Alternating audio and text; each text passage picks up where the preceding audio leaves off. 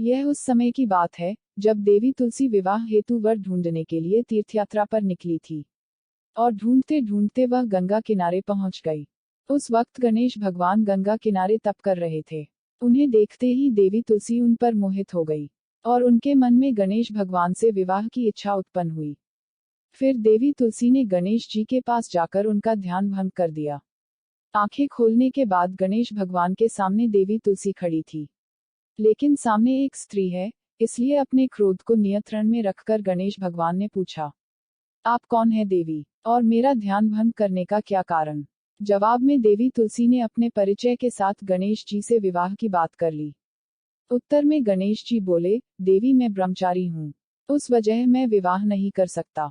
अपने विवाह प्रस्ताव के लिए ना सुनने के बाद देवी तुलसी क्रोधित हो गई और उन्होंने गणेश जी को श्राप दे दिया कि उनका ब्रह्मचर्य टूटेगा और उनके 2 विवाह होंगे।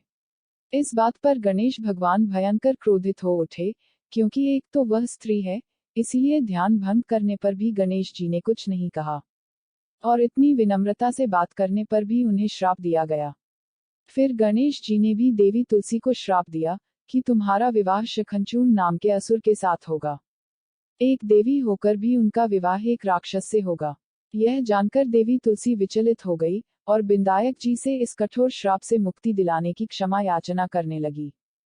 फिर गणेश जी को तुलसी देवी पर दया आ गई। वह बोले कि मेरा श्राप तो बदल नहीं सकता, वह तो सच होकर ही रहेगा, लेकिन अगले जन्म में तुम एक पेड़ बनोगी और भगवान महाविष्णु जी को अत्यंत प्रिय होगी। उनकी पूजा में भी तुम्हारा एक महत्वपूर्ण स्थान होगा और कलयुग के इंसानों को तुम मोक्ष का मार्ग दिखाओगी।